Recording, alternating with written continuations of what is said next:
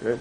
Can I get like one cool weekend event story? Somebody had something cool happen this weekend? Yeah, and tell me your name? Noah, that's right. Okay. What kind of concert? I don't. Is it like a rock concert? Is it like a... It was played in a church, and it was very dim, and he had like 8 guitars, so I wouldn't say it was rock. Wow. That sounds pretty amazing. Thank you, Noah. Cool. So it's Tuesday, right? So today we're going to do a quick overview of the history of Japan from about 1390 or 1400 up until around 1650. So I want to give you an overview. This will be much quicker than I usually do, but I had students who expressed the desire to have more post-war stuff, and so that means we have to do a little bit less of the Tokugawa period. But I want to make sure we have the bases because it really is very important. It does lay the foundations for modern Japan. So Japan in the pre-Tokugawa period is a bit of a mess. It's chaotic.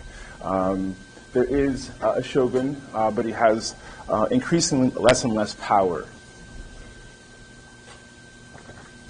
And the daimyo are feudal lords who are supposed to be loyal to the shogun, but in reality they're actually quite powerful, and they're challenging his authority. They often have more money than he has and have larger military forces than he has. A war breaks out in 1467 among some of these daimyo who are supposed to be obedient and calm, and this war lasts for only for about 10 years. But those 10 years destroy Kyoto, the capital of Japan, and they also lead to the shogunate being even weaker. And the daimyo fighting leads to instability. So in theory, the daimyo have vassals who serve them. It's all supposed to be very hierarchical. But in this situation, we have daimyo who are less powerful trying to overcome more powerful daimyo. We have vassals of daimyo trying to take over their daimyo. So a lot of backstabbing. This term in Japanese, Rikukujo, means the lower overcoming the high, right? So it's the topsy-turvy situation that you really don't want to have in a stable country. And on top of that, we have Buddhists who've gotten sick of all this fighting. They gather in enclaves and build their own sort of forts. They fortify themselves, and then the monks, because they are all these men together with weapons, begin to attract commoners who feel safer with the Buddhists than they do with their local and regional lords. So it's a big mess. Everyone's fighting, and that is the context into which early modern Japan is born. There are two preliminary great unifiers who bring Japan from this chaotic state into, again, a more consolidated country. The first is Oda Nobunaga. In Japanese, things are pretty much phonetic, so the way you see it is how you say it. Like some would say Spanish as Oda Nobunaga, Toyotomi Hideyoshi, are these two figures I want to talk about first. I can't go into a lot of detail because of the time, but I do I want to make sure we get these names straight.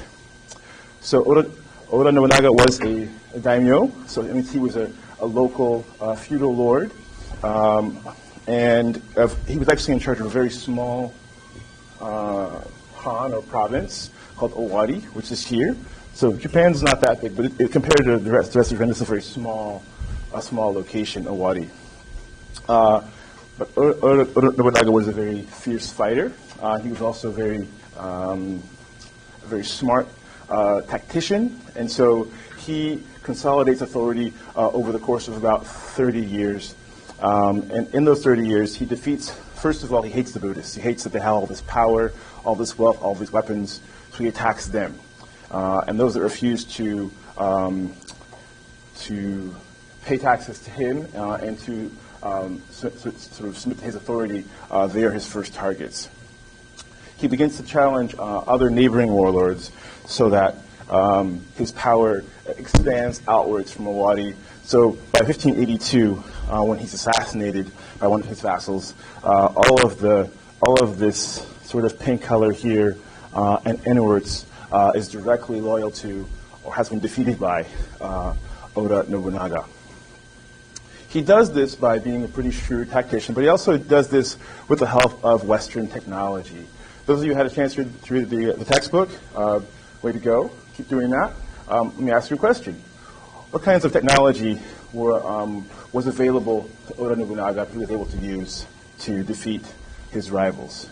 Yeah, and tell me your name? Henry, yeah. Firearms, right? The Japanese had imported some Chinese firearms many years ago. They had these, but the big turning point here is the use of actual Western firearms that fire with some accuracy, that can be quickly reloaded, relatively quickly reloaded, and that can create damage and also make a lot of noise. So these help him to turn the tide of battle again and again, and makes him victorious.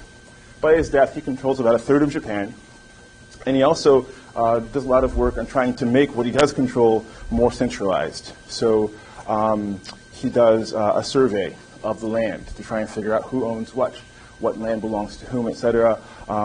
He also begins to take the arms away from those who are not of the military class. You shouldn't be fighting. You're a peasant. You shouldn't have any weapons. You shouldn't have a sword in your house or a knife, a long knife, these kinds of things, spears. And he also begins to look at taxation. His life is cut short by a vassal, and the assassination of Nobunaga by Akechi Mitsuhide is a surprise to everyone. But in retaliation, the top general of, well, I guess lieutenant might be the title, but the right-hand man of Nobunaga avenges his death. This is the second great unifier, Toyotomi Hideyoshi, who, unlike most of the samurai class at this point in time, the warrior class, was not born into the warrior class. He was born into the peasant class. And the peasant class, they were foot soldiers. They had to fight. They were told by their local feudal lord to come fight. There was this is sort of a corvée or a sort of conscription. They had to go fight, and he was among those kinds of conscripts. So the lowest level of the military. But again, another very intelligent and shrewd tactician. He gains leadership over his career and becomes the right-hand man. He is the figure to whom Nobunaga turns for advice many times, and he's also a very successful leader in battle. So he takes the place of Nobunaga. He becomes his successor, partially by going and trying to revenge the death of Nobunaga. And he continues to build power. It's a bit different, his approach, than that of his predecessor, in that he does not like to go to battle. He doesn't have to. He's more about negotiation, compromise, sort of treaties and pacts. And because he's able to inherit all the loyalty of the big pink and the red spaces I showed you before, he has quite a large base to begin with. And he expands his base outwards. So by the time he begins to get a little bit old, 91, he is able to control all of Japan. He's also able to get the title of Kampaku. So he forces the shogun, who again has very little power, to give him a title. This is the title of regent. And the regent title, Kampaku, means that he is able to be the one making the real choices.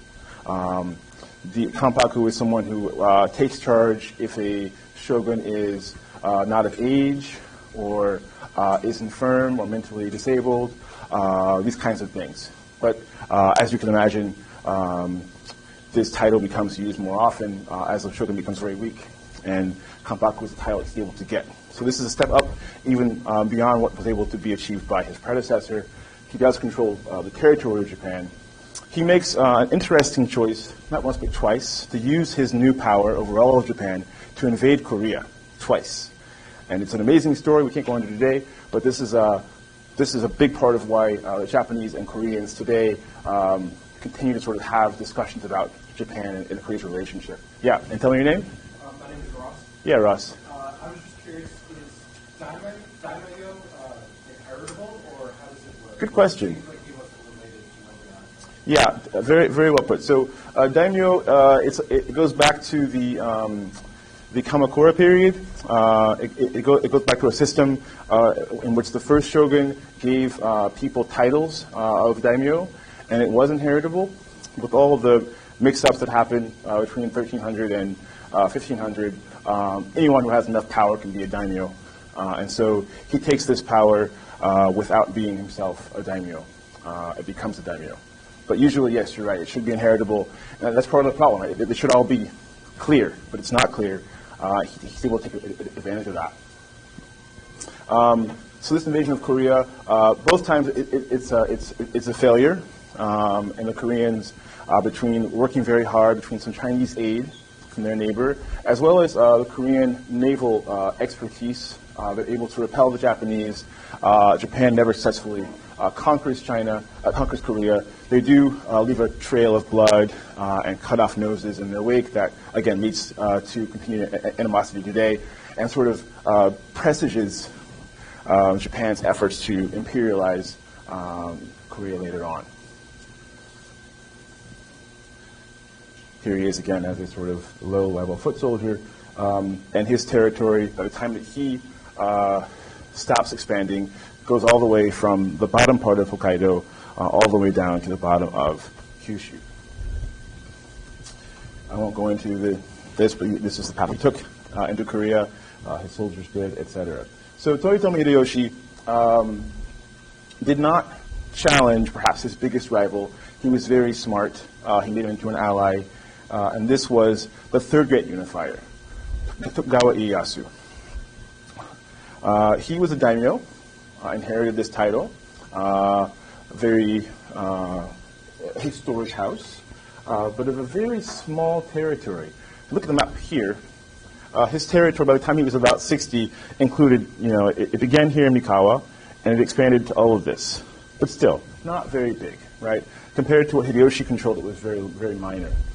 When he was young, the Oda family was worried about him and his family's power. They took him as a hostage to make sure his father wouldn't do anything to try and challenge the authority of the Oda house. And the strategy taken by Hideyoshi is not very dissimilar. He does not want to challenge this figure, so he asks him, in fact, to move. So this sort of precedes that move, but in 1590, Toyotomi Hideyoshi gives, as sort of an agreement, he gives the right to Tokugawa Ieyasu to go move to make a new base here in the Kanto region, up here in Musashi, including today's Edo. And it's so far away from everything, right, that this is not going to be a challenge. This is their compromise.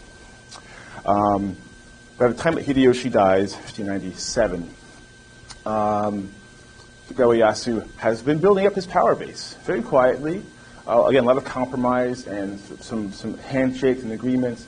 So his power, although it looks like it's not very big on the map, in the Kanto region, actually extends down again into his old homelands in Tsuruga and Mikawa. He's making lots of backroom deals as well. Hideyoshi is not fully unaware of this, so he has an idea. His son should be, hopefully, the next heir to Hideyoshi.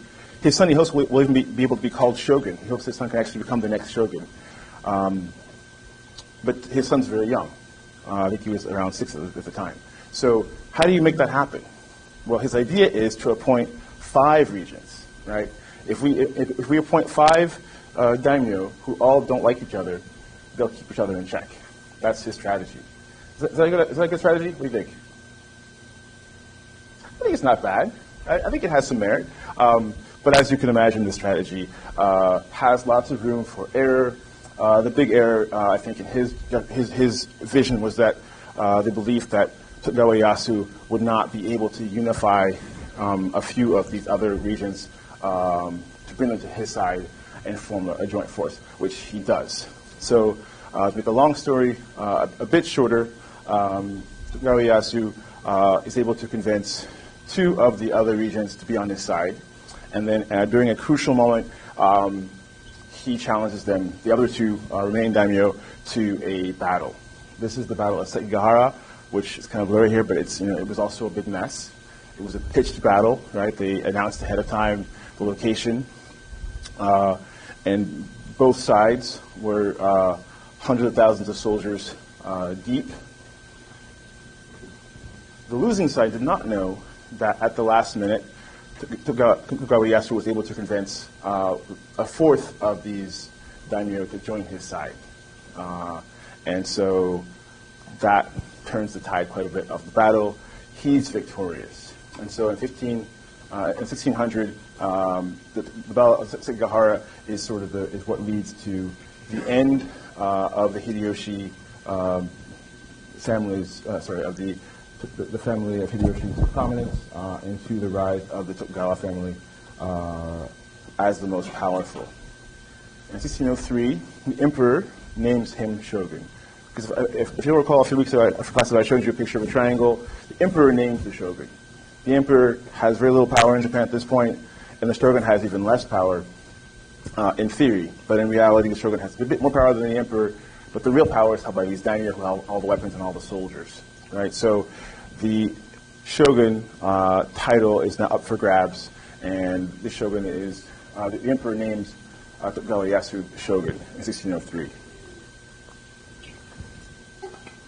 And he has unified all of Japan officially under one shogun. So that's the big leap, from backstabbing and infighting and confusion and chaos to having a single shogun who has the imperial stamp as a shogun and who has all the military forces in the country either bowing to his authority by will or against their will. And that is sort of the big leap. He retires 1605, only 2 years as shogun, and his son, his grandson, becomes the next shoguns, Tokugawa Hidetada and Tokugawa Iemitsu. But the whole time, until his death, in 16, he's behind the scenes. Right? He's calling the shots. He's advising his son and his grandson to how to rule. So I want to focus most of the day on the big things that happened in the Edo period that this new shogunate family is able to establish, because they really are, I think, the most important foundations for the modern polity of Japan. The first is the capital of Edo. Tokugawa Ieyasu has this, yes, Anshu. Yeah. On the last slide, the date next to the sun with that. Yeah, so the R means reign or rule. Yeah, so that's how long they were in charge for. Good clarification. This capital, when Hideyoshi agreed to let Tokugawa Ieyasu go and create a new base, a headquarters based on Edo, it was still a backwater. People used to write about how sad they were to be stationed up in this location back in the 1300s. It was a fishing village until another daimyo decided to make this like his vacation fishing castle. So he built a little castle, outpost castle in 1457 in Edo. But this image here, drawn obviously much later, depicts, I think, it's a bit beautiful. It was also very marshy, lots of mosquitoes, not a great place to live, but it will transform after Tokugawa takes control of it and makes it his capital.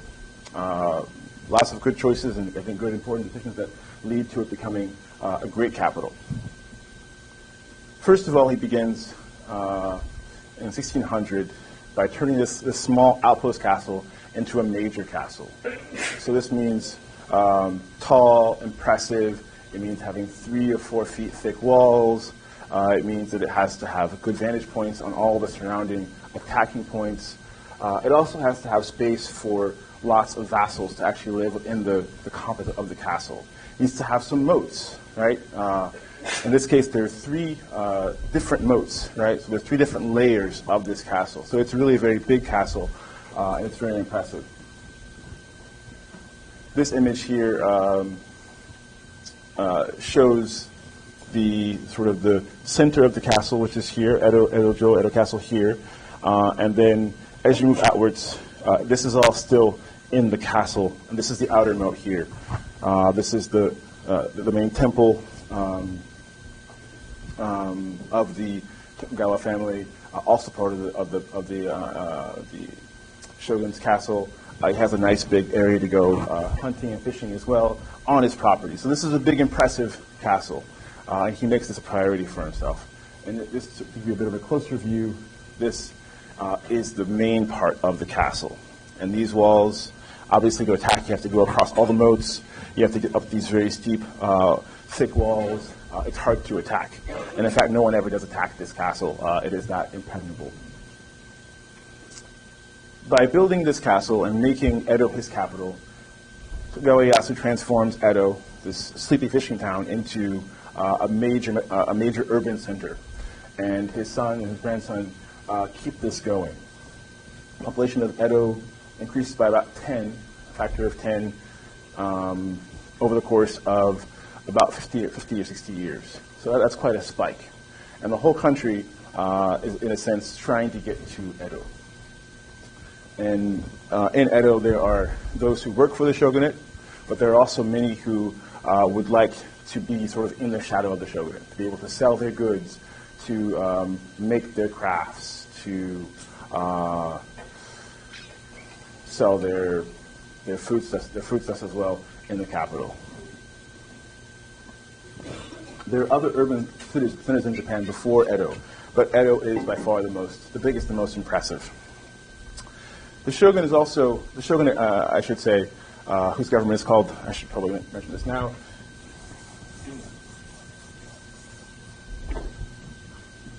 Thank you, chemistry professor who didn't erase the chalkboard before. Bakufu, which means the close government. So these are the officials who actually work in the shogunate. The Bakufu, or tent government, the Bakufu are looking at the city as a project.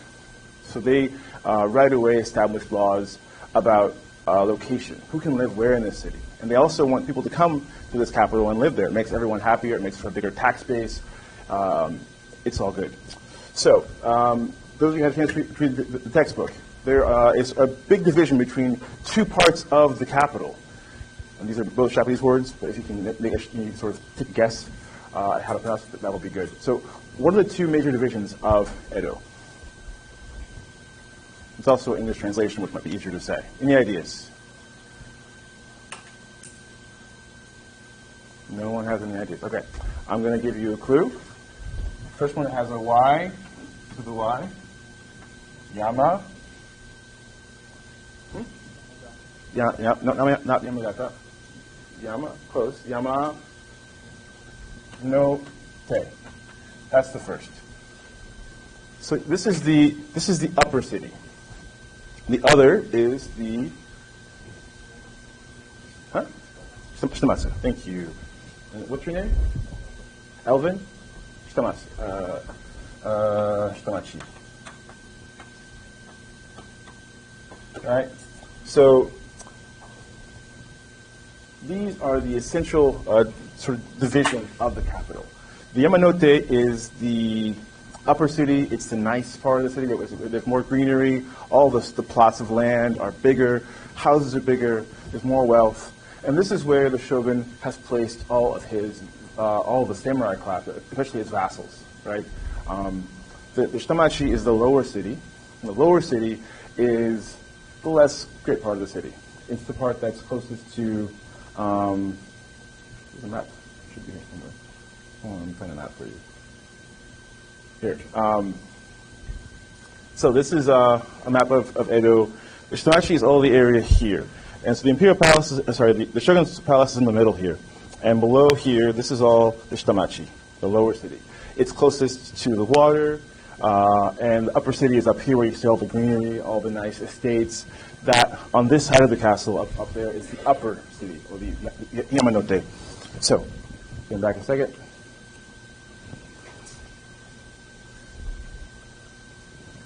The people of the samurai class, they have to go live in the capital. And we'll discuss that in a second. They have to go to the capital.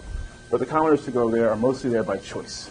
And to get them to come, the shogun has apportioned different districts and given them different different identities, and also some perks. So in the Shitamachi, that's where all the merchants live. It's where all the artisans live, and the craftsmen, etc., and also commoners who work in day trades live in the Shitamachi. To make this more attractive, the shogunate has actually offered to pay for all the sewage and the plumbing in these areas. So Shitamachi is actually, even though it's not beautiful and expansive like the upper city, it does have the infrastructure, right? It has nice roads, and it has also government surveillance. Everything is sort of kept on an even keel in terms of policing. So people are attracted to this very much. In the Shitamachi, we have the commoner class, those who are not the samurai class. And the book talks about kabuki, and I want to try and pull this into this chapter in today's lecture a little bit. The commoner class did quite well in the Edo period. Right? They had more free time. There was less fighting. There was no fighting, in fact. So they were able to concentrate on things like their job and also on things like entertainment. And this is why kabuki, as one of many forms of entertainment, becomes so popular in this period, because there was all this free time, and also there was more wealth. Kabuki is a sort of a separate and evolved tradition. It differs from the previous most common forms of entertainment, like No, for example, which were much stricter, much more sober. Kabuki is it's all about bright colors. It's about catchy stories. It's about showing some leg. It's about funny lines, these kinds of things. And we'll do more on this again next class. But kabuki is one of the commonest forms of entertainment. Also seated in the kabuki theater are commoners with quite a lot of means. And I think that's my, so I'll get to that in a second. Another part of the commoner class's pursuits are the geisha districts. And these districts are actually on the map. If you have to sort of go, they're still in the Shitamachi, but they're up here. They're sort of to the northeast of the shogun's palace. This is the frontier of the capital. It's the edge of the capital. In terms of geomancy and urban planning, the shogun has put the most important temples on the outskirts of the city, up here in the Shitamachi, the lower city, but also the pleasure quarter called the Yoshiwara. This is a place where men can go to engage with courtesans. And courtesans are not prostitutes. They can engage in prostitution, but it's not their job. Their job is to entertain. Right? Their job is to look and sound beautiful. And their job is to provide companionship. So geisha go through a lot of work to become geisha. The process takes about 10 years. And they learn to play the shamisen and other instruments, the koto, kind of harp in Japan. They learn how to conversate. They could have written books about how to make people laugh, right? They learn how to dance. They practice these things for many, many years before they become a geisha. So the idea that geisha are prostitutes, which I think in the West is quite prevalent, is very much misinformed. But they were sexualized. They were eroticized, right? The makeup and the dresses were made to draw from men certain responses, right?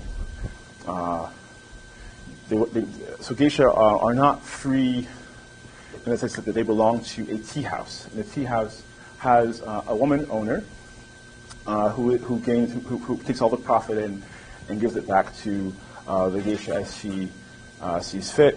And why does she have to work at this tea house? She has to work there because she has a contract, like a servitude that is indentured. So there's a time limit on this contract. One of the issues that we find in the modern period is that geisha keep finding that they can never pay off their contracts. But this was less the case in the Edo period. They could eventually become liberated from their tea houses. The geisha is sort of the epitome of a new aesthetic in the Edo period. People see geisha in these certain neighborhoods, and because they're beautiful clothes and of their prevalence, geisha give an image to the high point of the Edo period. And the people who draw and paint images of the Edo period have focused a lot on geisha. The name for this sort of pleasure world is the floating world, where you can go and forget about your cares for the day. You can go and you can drink a lot, and you can talk with the geisha, and you can watch some kabuki. This is all part of the so-called floating world, or the ukiyo in Japanese. And so, again, the commoner sections of the capital are engaged in this kind of thing. But here's the funny part. The merchant class, who are supposed to be the ones, since they don't actually produce anything, they don't actually make anything, they're just making money, right? They're the ones in society who are supposed to be the pariahs in Japan. This is actually a Confucian concept, and it's been around for a while in Japan. This has been practicing Confucianism for over 1,000 years. They are making a lot of money in Edo in particular. They are selling the rice, which the government uses to accept taxes. They're the ones in charge of all that transferring of all kinds of different products into rice, and then taking the rice, and they actually give gold, right, back or silver back to the shogunate. They're giving loans to samurai, who, as you might have guessed, are a bit bored in the capital. They can't fight anymore, right? They're not actually governing very much, unless they're part of the Bakufu itself. So they are going to the theater alongside the peasants and watching kabuki. They are going to the same tea houses with other classes and talking to geisha and paying for geisha. And so what happens in the Edo period is that the merchant class, which is supposed to be at the very bottom, quickly shifts and becomes the most important class, and the most dynamic class in Japan. And at the kabuki theater, the seats are by rank usually, so the peasants are at the back, the common class is at the very back. But it's also based on your ticket price, and so as merchants get more and more wealth, they're able to jump to the front of the kabuki theater as well. So keep your eye on the merchant class. As we move forward in the class, they will keep appearing and becoming more and more important.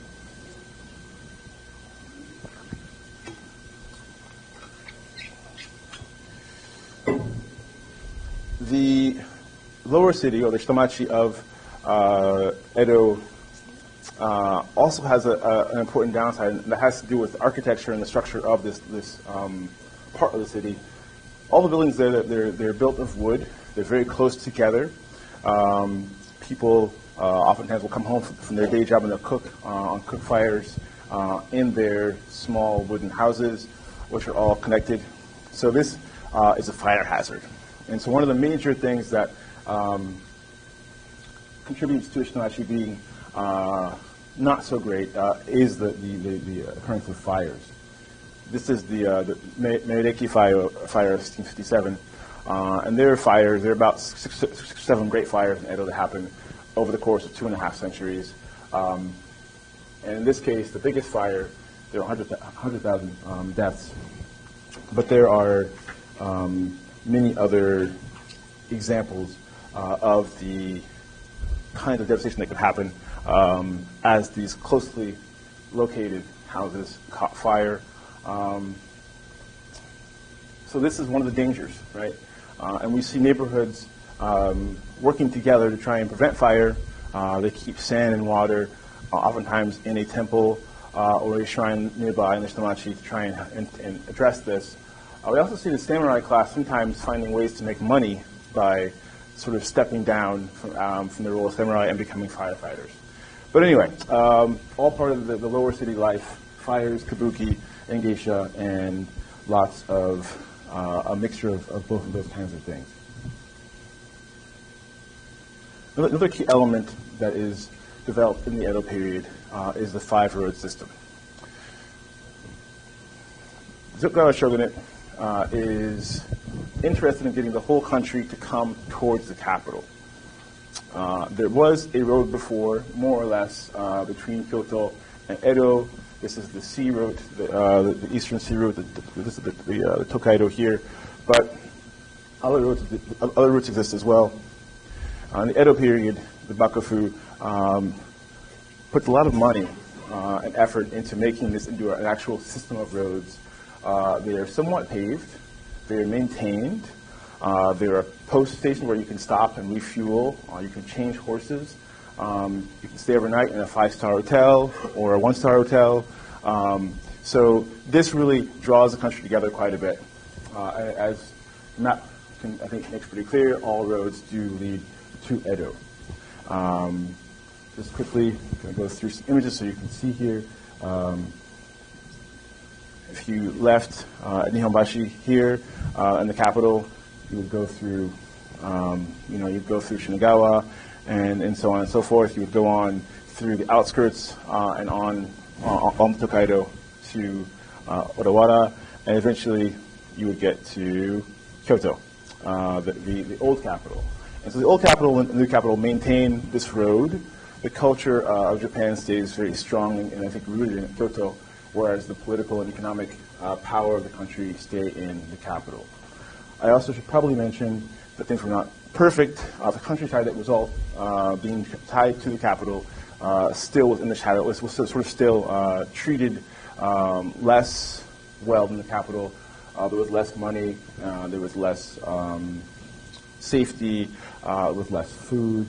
And in situations like major famines, this is the Kyoho famine, for example. Sorry, this is the Tennei famine.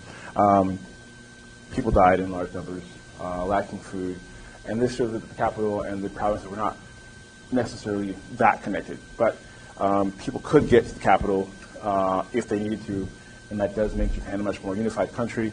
We discussed the road system just now. This is one of the ways in which communication and transportation overcome the mountains that make Japan so hard to connect, right? And that happened for the first time in the Edo period. So I won't go into detail about this, it's in your textbook, but people are afraid to report what's happening. People relying too much upon rice growing as their main source of income because the taxes were paid in rice. This leads to overproduction of rice and dependence on rice, which means that you sometimes don't grow other things that you should be growing, that you need to survive. When there is a famine, you don't have your own small garden, perhaps with carrots and or livestock. All you have is rice. When that fails, it can be very, very dramatic. But there was also a volcano that led to this particular impact on the rice crop. So, the most important other key, I would say, piece of the Tokugawa power structure are the 6 settlements. So they have a capital, they have the road system, which is part of the capital system, I think, as well. But the 6 settlements are really what define the Edo period. And I think most are kind of self-evident. Daimyo, don't bother them too much. They're okay as long as they're not trying to rebel against you in their different domains. You can't, if you're a daimyo, fix your castle up too much. You can't marry someone without the permission of the shogunate. That, I think, makes sense. We'll talk about this one next class, Neo-Confucian thought as the ideology of the state that is taught and inculcated among the samurai class. And number 6, the shogun has officials who work at the local level who report back to him so that there's no need to go to daimyo very often. But I want to talk about 3, and maybe if we have time for today. The Sankin Kotai, or alternate attendance, is a huge policy.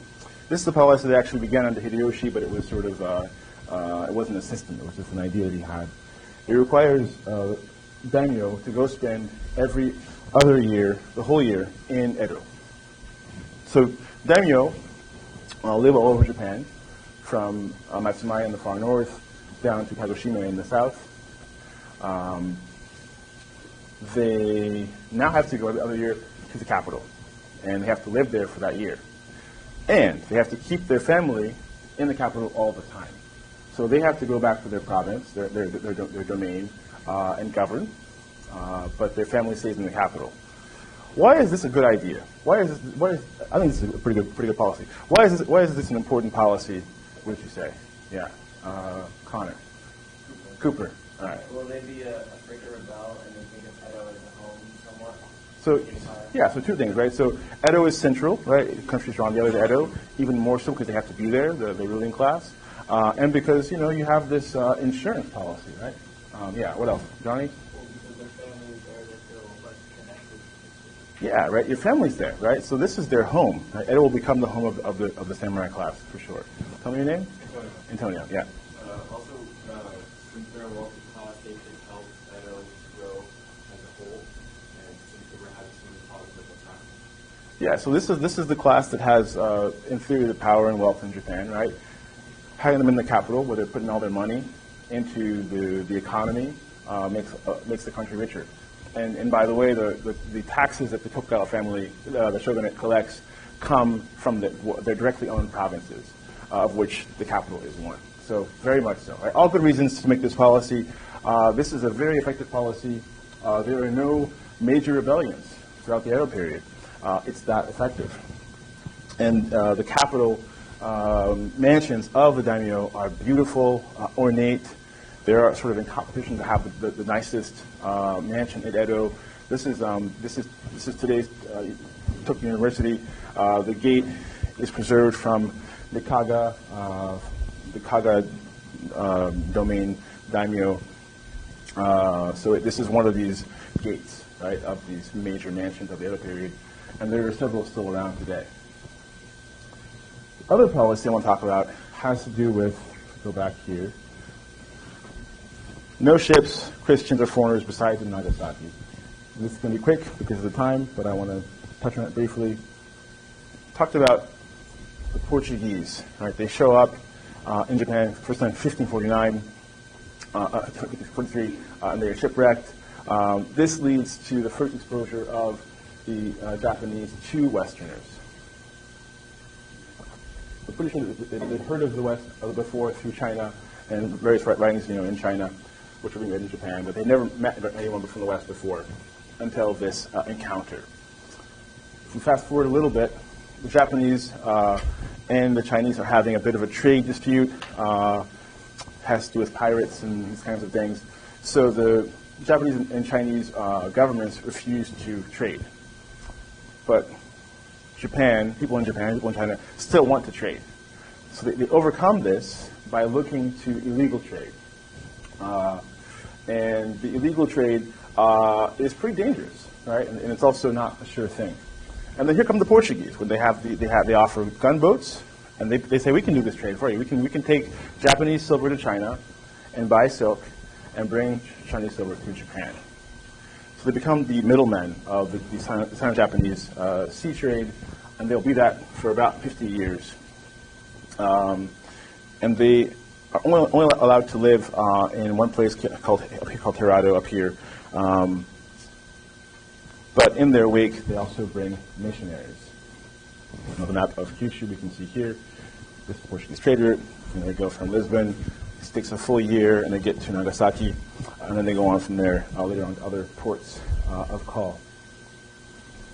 So let me ask you this question before I get to missionaries, because the missionaries really are the first cultural contact, right? The Portuguese show up, and they're going to be interesting to trade partners between China and Japan, but they're not actually speaking Japanese. They're not part of the culture at all. In fact, they're not at all integrated. The missionaries are the ones who come and who actually spend time in Japan learning to speak Japanese. So let me ask you a question about this. Let me ask you, if you were Japanese, right, in 1543, 45, what do you think about the arrival of the Portuguese? Like you're there and you see them coming, if you see them in the streets, what do you imagine that would be like? I see your hand, Antonio. Any other, sort of back there in the far back? Yeah, tell me your name. Joe, yeah? Why? Okay, so that they're different and they're in your space. I get that. Uncomfortable, I can go with that. How else would you feel? Yeah, tell me your name.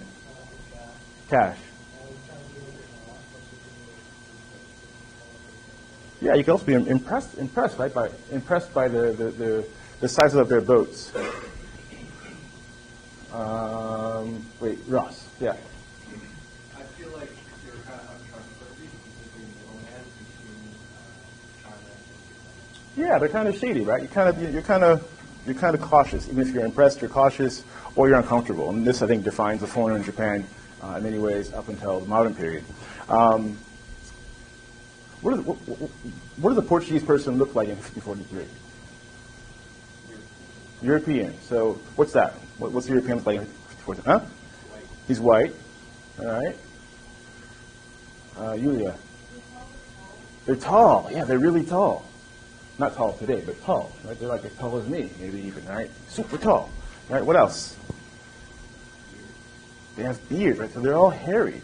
Right? The Japanese are in shock by these really hairy, really tall, and oftentimes really smelly Europeans. Europeans didn't shower at this point in time, right? They took a bath once a month. And in Japan, people were taking baths at least every 2 days. So this is a real cultural clash. And it's part of why the first to arrive, the Portuguese to arrive, and the Japanese are always sort of at arm's length of one another. The missionaries arrive. These are the Jesuits. And they try to change that. They're still hairy. They still don't smell very, very good. But they are interested in Japanese culture. Francis Xavier is the first Jesuit to go to Japan, and part of the original Company of Jesus, Society of Jesus. And he's very zealous. He wants to convert the Japanese to Christianity, but he also wants to understand what their religion is, what they believe. And so this creates the first real cultural European-Japanese cultural contact. He arrives in 1549 in Japan, stays for 2 years, and then moves on to China, where he's unable to get into China. He dies waiting to get into China. But in his wake come other missionaries who are Jesuits as well, and they have some success. They convert 300,000 Japanese, including some very intellectually, advanced daimyo who find Christianity to be an interesting teaching. They also are interested in the Portuguese as the Jesuits as themselves a kind of middleman between the Japanese coastal daimyo and the Portuguese ship trade, right? So the Japanese rely on the Portuguese, on the Jesuits to translate for them and help them to organize their trans-sea exchange with the Portuguese. And they're also bringing all this European science, right? This could have been any order. The Jesuits happen to be the most advanced order intellectually. They have the best schools, right? They go to the best schools. They have degrees in law from the best schools in Rome, from the La Sorbonne in Paris. So these are the leading intellectuals, right, in their own right, who are in Japan. So we're talking about astronomy and mathematics, and this again impresses the daimyo and advanced samurai like that. They also meet with Japanese to ask them about things. They have Buddhist debates with Buddhists. They even get to meet Nobunaga and Hideyoshi, both of whom initially are pretty kind to them and are interested in what they have to say. They appreciate the maps that the Portuguese, the Jesuits provide of the world, kinds of things. What I'll say briefly to finish is that this information sharing eventually reveals that the Jesuits and the Portuguese are part of a larger European effort to colonize the world. The Japanese are not into that. And so as Hideyoshi becomes aware of that, he first makes religion illegal in 1587, not very much enforced. After he dies, Hidetada, the second shogun, reissues this ban, and this time all the foreign priests are told to leave. Christians are told to stop being Christian and to follow a straight and narrow Buddhist or at least Shinto pathway, and to prove that they're no longer Buddhists, they have to stomp on the image of Christ or of Mary and show that they're no longer Christians. So it turns very quickly against them, I will skip ahead briefly. There is some resistance in Shimabara. There's one rebellion that happens. Christians rise up, but they eventually are subdued. And